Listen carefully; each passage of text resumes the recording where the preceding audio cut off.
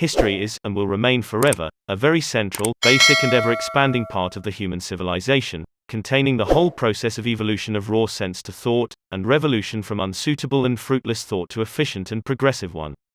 History is, in a sense, a mirror for humanity.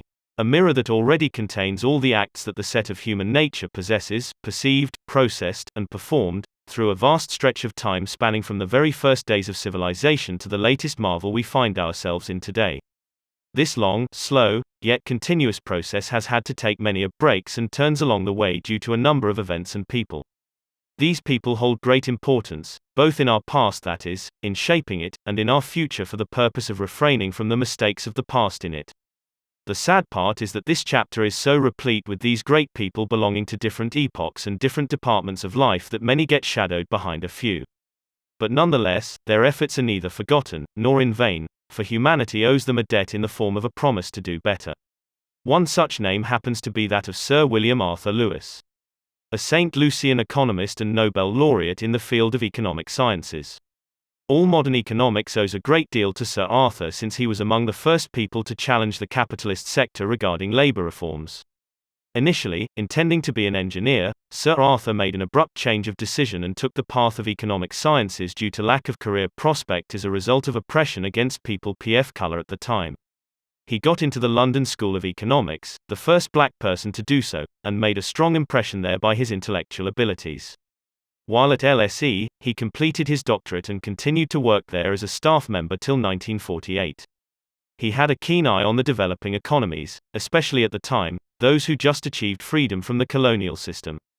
His remarkable abilities led him to serve as the economic advisor to African and Caribbean governments, and even becoming Ghana's first economic advisor following its independence in 1957.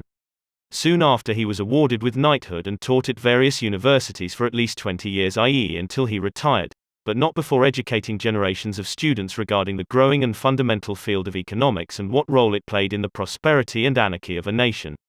Even the Nobel Prize he got was on the subject of pioneering research into economic development research with particular consideration of the problems of developing countries.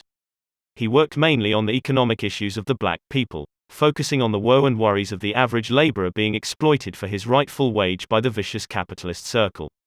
He explained how the employers would initially be disinclined towards the raise of wages, posing that the growth of the factory demanded capital investment, and when the profit would increase just enough to give the laborers their due wages, the employers would hire more labor for the same wage. This formed a cycle and crushed the labor society, especially the people of color. But it wasn't limited there. Wherever he went, he critically observed all the factors actively contributing to the economy and noticed where the mistreatment of the employees occurred and how it can be solved. For example, he noticed a difference between the wages of the agricultural laborers and of those belonging to the industries, their work conditions and environments. Hence he proposed that the economic plan for any country or state should be formulated so as to accommodate a mixed economy, in order to benefit both the state as well as the laborer. In addition to focusing on developing and revolutionizing the capitalist market, Sir Arthur also focused on the development of agricultural sectors of the developing countries with a strong agricultural background, such as Ghana and other countries in Africa. He proposed that countries need to capitalize on their inherent strengths and make use of the resources they possess to strengthen and make their existing trade opportunities more profitable.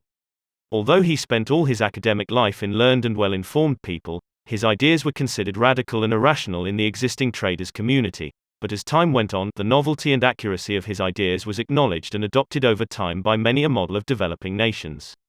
Sir Arthur spent his entire life trying to bridge the gap between parts of a society torn into two in every department of life. He tried his best to come up with economical solutions that, while benefiting the cash makers, also in their own way, to the laborers, since benefiting both the parties was the best interest of a country. Thank you guys so much for watching this video. If you liked it, like, comment if you haven't already. Meet you with the new video.